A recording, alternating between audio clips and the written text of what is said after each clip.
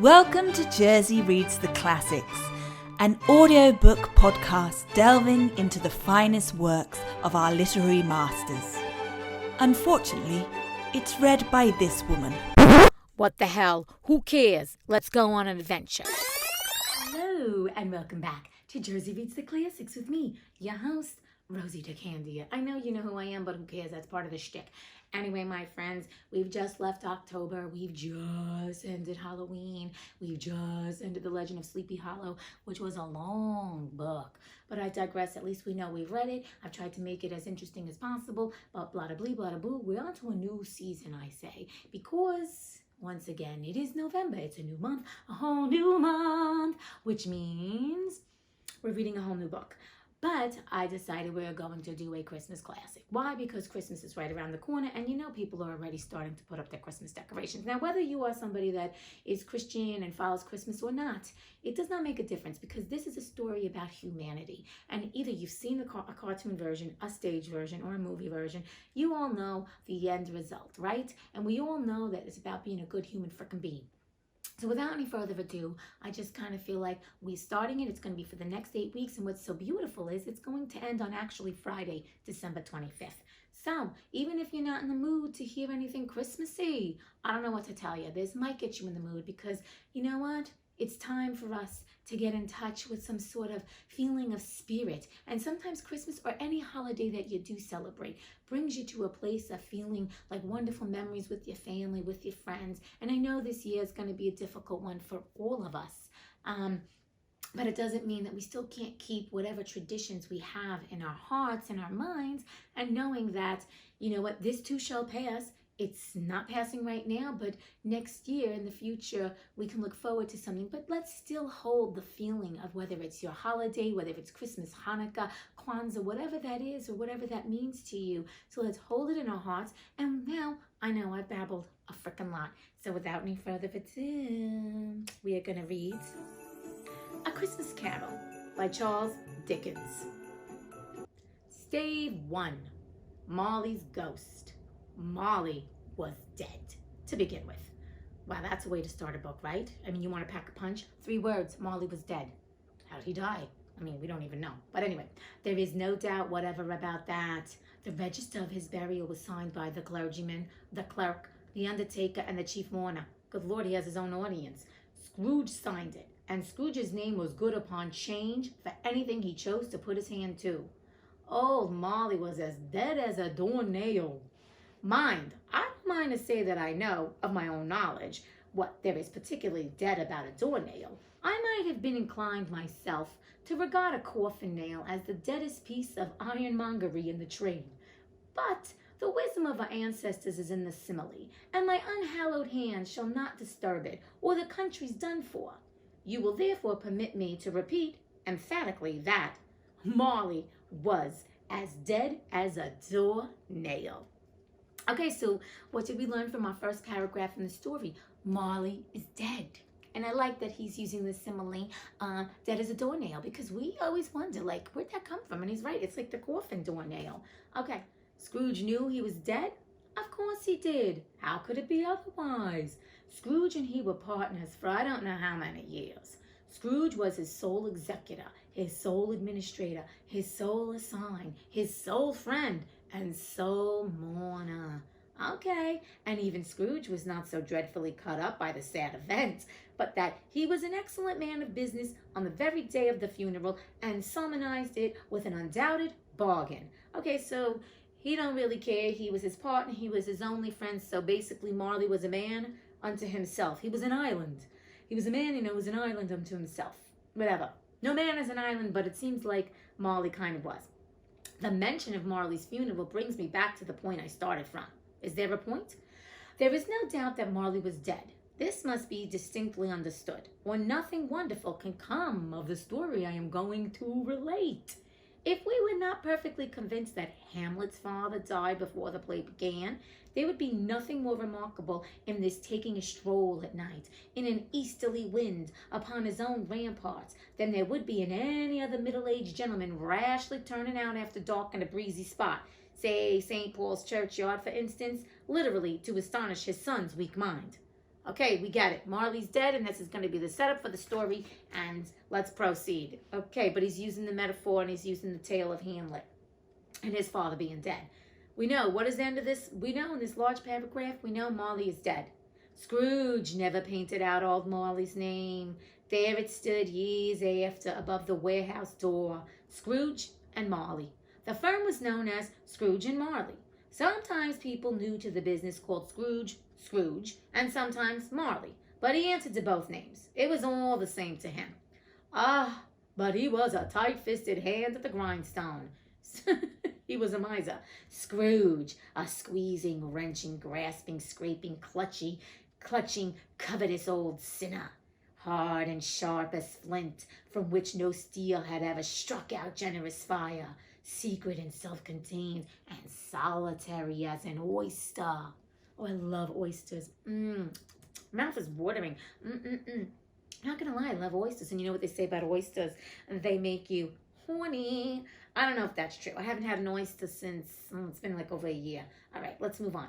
The cold within him froze his old features, nipped his pointed nose, shriveled his cheek, stiffened his gait, made his eyes red, his thin lips blue, and spoke out shrewdly in his grating voice. A frosty rime was on his head, and on his eyebrows and his wiry chin. He carried his own low temperature always about with him. He iced his office in the dog days, and didn't thaw at 1 degree at Christmas. So we're realizing that Scrooge is a cheap motherfucker. Hello, that's why when someone says, "Are you a Scrooge?" that means you're a cheap motherfucker. It ain't no compliment to be called a Scrooge just because he's in a classic novel. But let's proceed to the story. External heat and cold had little influence on Scrooge. No warmth could warm. No wintry weather chill him. No wind that blew was bitterer than he. Bitterer. I don't know, do we ever say words like that? Okay. No falling snow was more intent upon its purpose. No pelting rain less open to entreaty. Foul weather didn't know where to have him. The heaviest rain and snow and hail and sleet could boast of the advantage over him in only one respect. They often came down handsomely, and Scrooge never did. That's funny. I'm going to say once again, another book that is poetic. I've never read this book. I didn't say that earlier, but we all know I don't read it. I've never read any of these classics.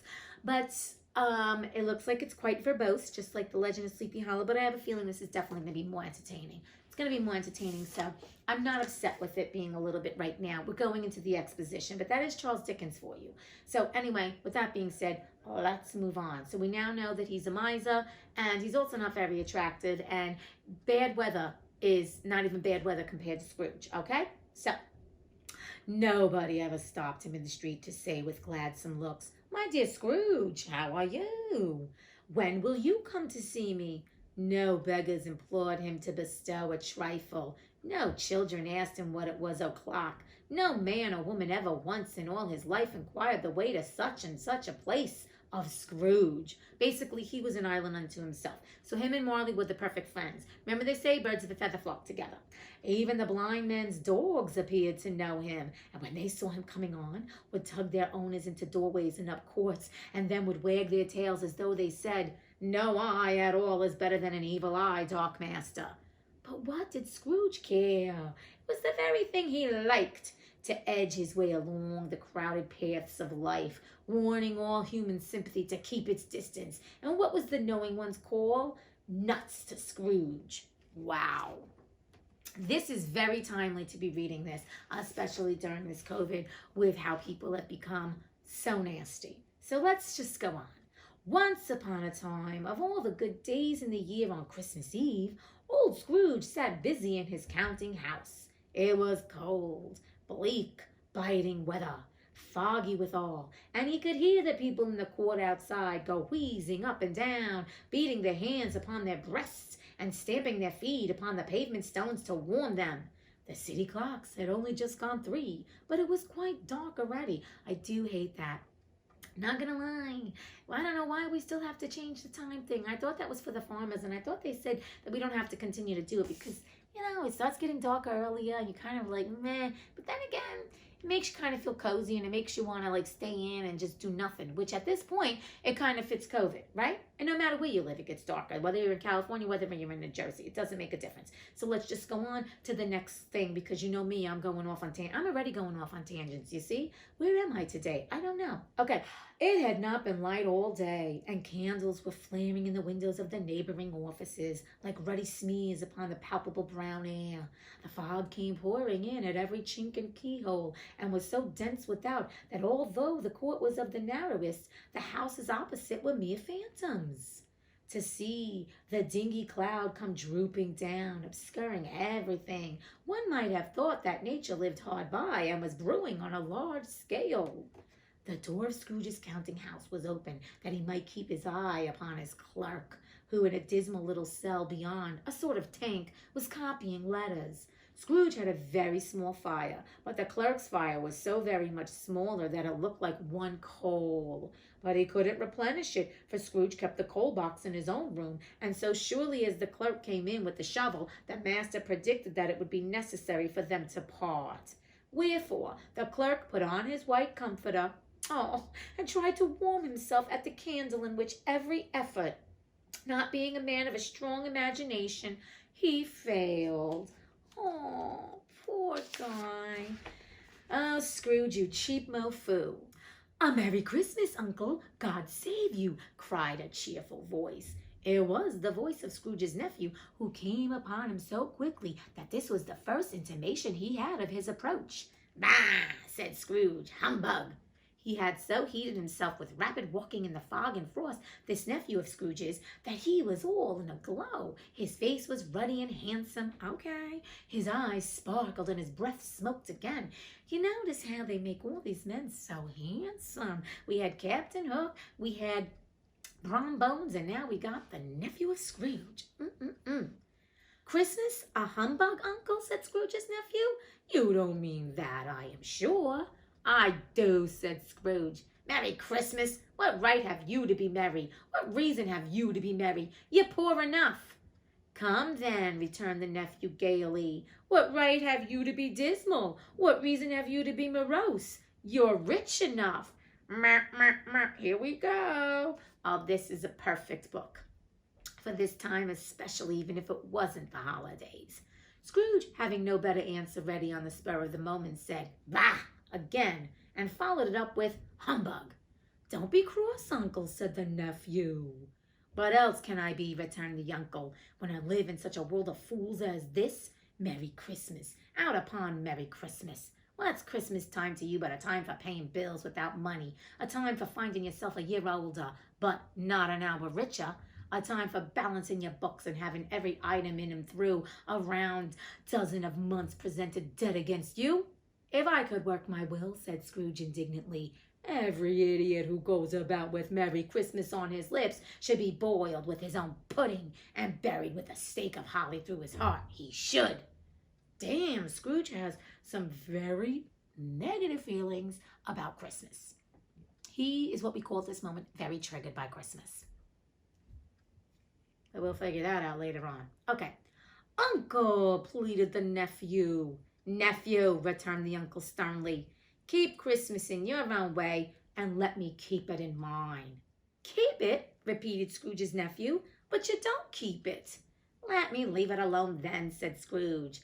Much good may it do you, much good it has ever done you. There are many things from which I might have derived good, by which I have not profited, I dare say, returned the nephew. Christmas among the rest. But I am sure I have always thought of Christmas time when it has come round, apart from the veneration due to its sacred name and origin, if anything belonging to it can be apart from that, as a good time, a kind, forgiving, charitable, pleasant time. The only time I know of in the long calendar of the year when men and women seem by one consent to open their shut-up hearts freely and to think of people below them as if they were really fellow passengers to the grave and not another race of creatures bound on other journeys. Shit, that is some deep stuff. Did you hear what he said? It's the only time of year that people think of other people as being their equals and not below them. Oh, there's a lot of woo-woo going on. There's a lot of woo-woo going on. I can feel it coming on. There's a lot of woo-woo on this show. Okay, where was I? Because you know I lose it. And therefore, uncle, though it has never put a scrap of gold or silver in my pocket, I believe that it has done me good and will do me good. And I say, God bless it. The clerk in the tank involuntarily applauded. Becoming immediately sensible of the impropriety, he poked the fire and extinguished the last frail spark forever. Let me hear another sound from you, said Scrooge, and you'll keep your Christmas by losing your situation. You're quite a powerful speaker, sir, he added, turning to his nephew. I wonder you don't go into Parliament. Don't be angry, uncle. Come, dine with us tomorrow. Scrooge said that he would see him. Yes, indeed he did. He went the whole length of the expression and said that he would see him in that extremity first. But why? Cried Scrooge's nephew. Why? Why did you get married? Said Scrooge. Because I fell in love. Because you fell in love, growled Scrooge, as if it were the only one thing in the world more ridiculous than a Merry Christmas. Good afternoon. Nay, uncle, but you never came to see me before that happened. Why give it as a reason for not coming now? Good afternoon, said Scrooge. I want nothing from you. I ask nothing of you. Why cannot we be friends? Good afternoon, said Scrooge.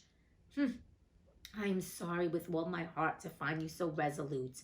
We have never had any quarrel to which I have been a party, but I have made the trial an homage to Christmas, and I'll keep my Christmas humor to the last. So, a Merry Christmas, Uncle. Good afternoon, said Scrooge. And a Happy New Year. Good afternoon, said Scrooge. His nephew left the room without an angry word, notwithstanding. You see, he brought back love to someone who was it was his uncle. He had respect. And obviously we realized Scrooge is wounded. Oh, we're going off on this later.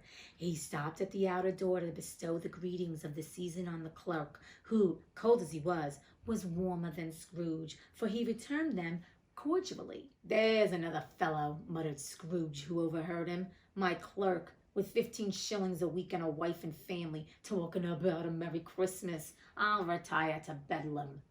This lunatic, and letting Scrooge's nephew out, had let 2 other people in.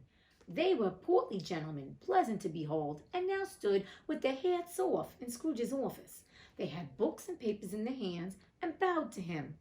Scrooge and Marley's, I believe, said one of the gentlemen, referring to his list. Have I the pleasure of addressing Mr. Scrooge or Mr. Marley? Mr. Marley has been dead these 7 years, Scrooge replied. He died 7 years ago this very night. We have no doubt his liberality is well represented by his surviving partner, said the gentleman, presenting his credentials.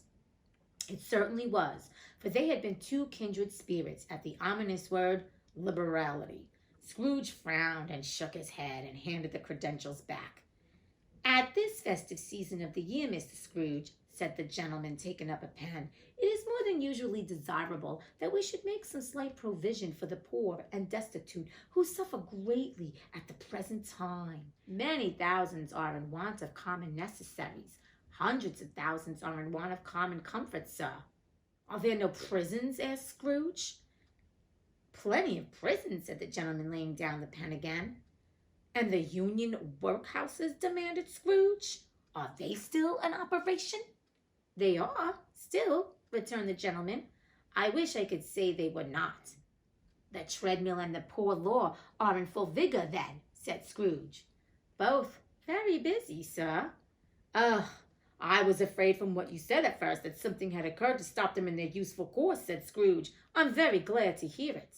Under the impression that they scarcely furnish Christian cheer of mind or body to the multitude, returned the gentleman, a few of us are endeavoring to raise a fund to buy the poor some meat and drink and means of warmth. We choose this time because it is a time of all others when want is keenly felt and abundance rejoices. What shall I put you down for? Oh my God, this was written when? And we're talking about poverty and people not having the necessary things they need, and the rich having it all and holding on to it. Oh, good Lordy, Lordy, Lordy. Bring on the woo-woo, mo-foos. Nothing, Scrooge replied. You wish to be anonymous?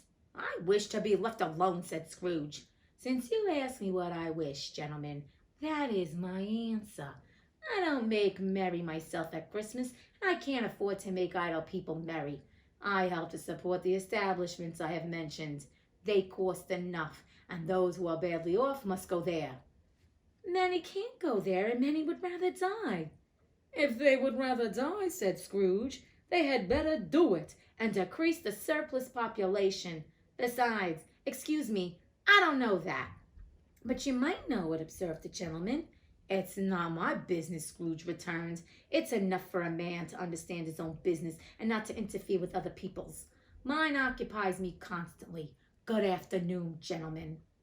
Seeing clearly that it would be useless to pursue this point, the gentleman withdrew. Ain't that a smart thing, 'cause you're not going to change the mind of this motherfucker. Scrooge resumed his labors with an improved opinion of himself, and in a more facetious temper than was usual with him. Meanwhile, the fog and darkness thickened so that people ran about with flaring lamps, proffering their services to go before horses and carriages and conduct them on their way. The ancient tower of the church, whose gruff old bell was always peeping down at Scrooge out of a Gothic window in the wall, became invisible and struck the hours and the quarters in the clouds with tremulous vibrations afterwards, as if its teeth were chattering in its frozen head up there. The cold became intense. In the main street, at the corner of the court, some laborers were repairing the gas pipes and had lighted a great fire in a brazier, round which a party of ragged men and boys were gathered, warming their hands and winking their eyes before the blaze in rapture. The water plug being left in solitude, its overflowings sullenly congealed and turned into misanthropic ice. The brightness of the shops, where holly sprigs and berries crackled in the lamp heat of the windows, made pale faces ruddy as they passed. Poulterers' and grocers' trades became a splendid joke, a glorious pageant, with which it was next to impossible to believe that such dull principles as bargain and sale had anything to do. The Lord Mayor, in the stronghold of the mighty mansion house, gave orders to his 50 cooks and butlers to keep Christmas as a Lord Mayor's household should, and even the little tailor, whom he had fined 5 shillings on the previous Monday for being drunk and bloodthirsty in the streets, stirred up tomorrow's pudding in his garret, while his lean wife and the baby sallied out to buy the beef. Jesus means everybody's getting ready for Christmas. No matter what's going on, everybody from the poor to the rich, everybody's getting excited for Christmas. Foggier yet and colder, piercing, searching, biting cold. If the good St. Dunstan had but nipped the evil spirit's nose with a touch of such weather as that, instead of using his familiar weapons, then indeed he would have roared to lusty purpose. The owner of one scant young nose, gnawed and mumbled by the hungry cold as bones are gnawed by dogs, stooped down at Scrooge's keyhole to regale him with a Christmas carol. But at the first sound of "God bless you, merry gentlemen, may nothing you dismay." Okay. You know what? We are going to stop there because we're ending on a nice note of the little carolers caroling. Oh my God. I mean, listen, we've seen the story, and if you haven't, it is honestly a good tale. It's a lot of exposition going on, I get it, and it's a little bit wordy. It's just like Legend of Sleepy Hollow, but wasn't that the sign of the times? That's how they wrote. But I will say this.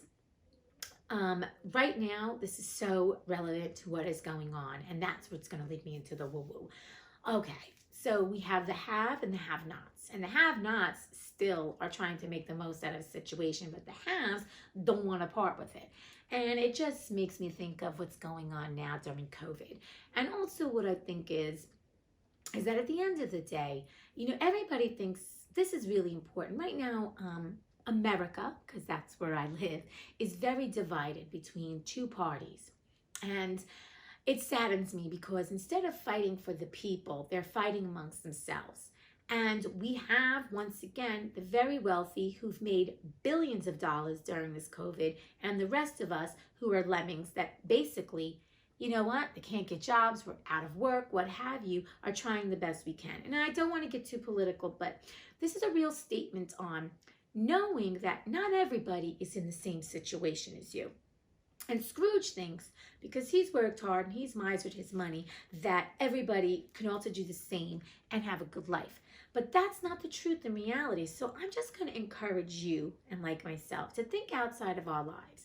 Now, whether you are a person of privilege, and privilege could be with your money, with the color of your skin, with your education, or a person that's not, what I'm going to encourage you, well, if you are privileged with all this, to think about those that are not privileged. Now, this is not about even race only. This really is all about where you have come from in life and how far you have come and gone, or where you've started from and you can't get further because also things are stacked against you.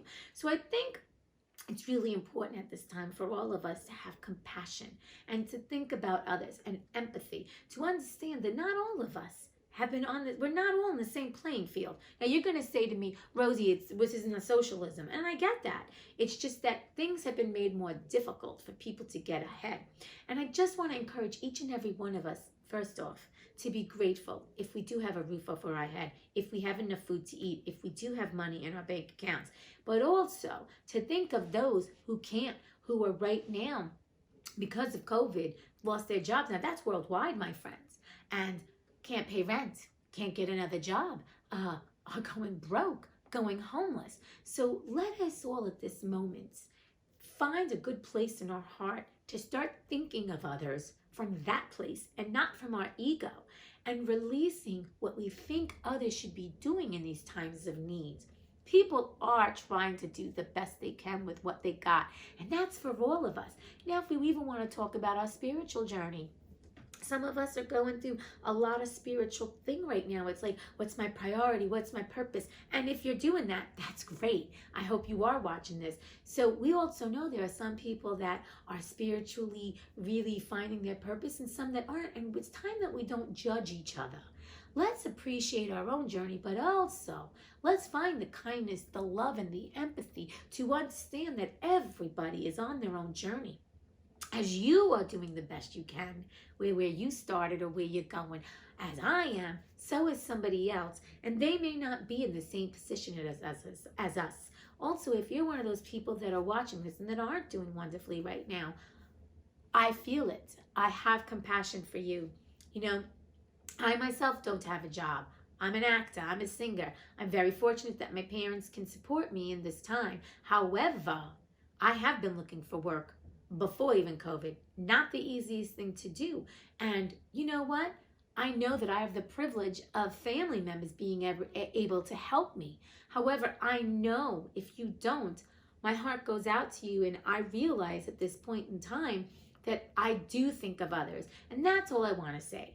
Let us all know that we're all coming from a place of fear and hurt. And that's Scrooge. He's afraid of losing his money. So he's angry. He's bitter. And he's mad that people are poor. And it's really coming down from his own fear. And you know how he's triggered from Christmas. So something has triggered him that he does not like Christmas. We don't know what that is yet, but we know we're going to find out. And that's another thing. I think so many of us are so fear-filled right now. And it's okay. It's okay because these are very uncertain times. But instead of processing those feelings and talking about it and connecting with somebody, and feeling like, okay, I'm feeling this right now. Some of us are turning that fear into hate and anger. And then we are not only angry at ourselves, we are angry at other people that may not agree with us politically, about climates, about economics, anything. And what we do is we're lashing out. What I'm just going to say is, let's all get in touch, excuse me, with that fear that we're feeling and address it. There's no shame in admitting right now you're fear-filled or you're feeling vulnerable because the instability of the world, of this country, we are all in the same place. Now, that being said, there are those that aren't feeling it, and those are the people that have the uber elite, the uber wealthy. And I don't know what they're going through, but I hope if you are somebody that's uber elite and you are watching this, I hope that you can find compassion. And even if you're not part of the uber elite that's really not affected by this, please, please, please, please, I implore you to think outside of yourself. Think of that person who's lost a job and them and their family can't pay rent, can't pay their mortgage, can't send their kid to college this year.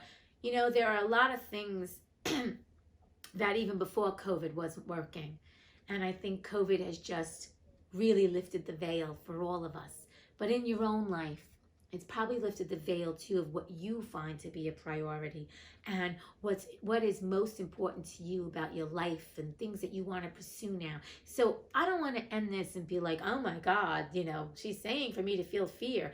I'm saying to address it and process it so we don't turn it into hate and anger, and instead we bring love out there. Because once we process the feelings that we think we judge, that we've judged negatively, what happens, they turn into good. We can then be like, okay, I can breathe again, and yeah, I'm not alone in this. And that's what I want to encourage each one of us to do, is to realize you are not alone in this. You are not alone in this. Everyone right now is finding some sort of suffering going on in their ways, even if it's not economic. It could be emotionally, it could be spiritually, it could be physically, it could just be energetically. So please, let us all right here, right now, be kind and gentle and loving to ourselves, but fill ourselves with so much kind and gentle and lovingness that we can then give it to others, so we don't have to have so much violence and so much crap that doesn't serve any of us. And let's right now, let us lift the vibration of the planet, and knowing that things will change. It's not going to happen tomorrow. We know that. Or next week, or probably a month from now. But right here, right now, please know you are not alone.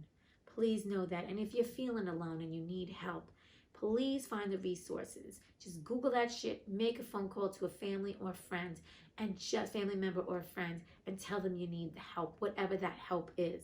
And know right here, right now, that you are not alone, that someone is thinking of you. I do say that all the time, because they are. You may not know, and they may not reach out to you and tell you, but they're thinking of your ass. But anyway, on that note, I'm just going to encourage you to think outside of yourself. First, be appreciative of what you do have, and then think outside of yourself, of others. And let us all love humanity. Let's all bring back some sort of respect for each other. And also, let's agree to disagree when we do disagree, but do it with light and love. Let us not be angry and mean.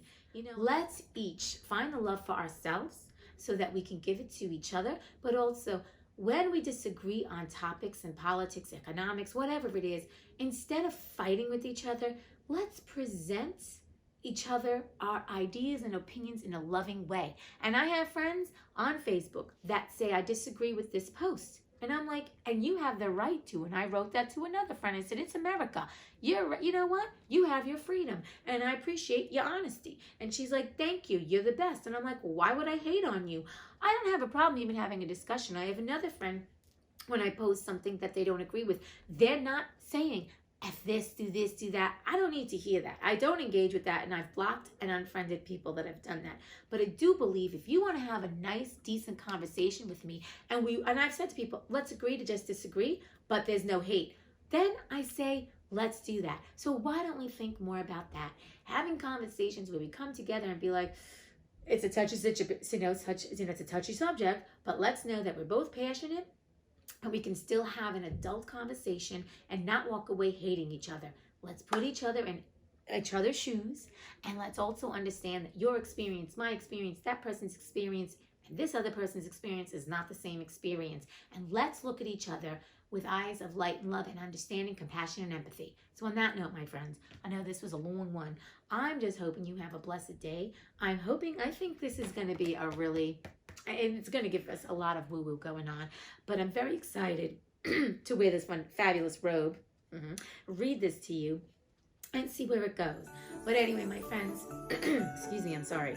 Wishing you a blessed day, knowing that right here, right now, you are enough, you are worthy, you are loved, and that I'm sending you so much light, love, peace, joy, bliss, abundance, magic, and all the good stuff that you deserve. And until we read again, bye. I do love this robe, I'm not gonna lie. It's a little hot though. It's a little hot, but that's okay. You know what? Let's just be appreciative because it is fabulous. That's it. That's all. That's all.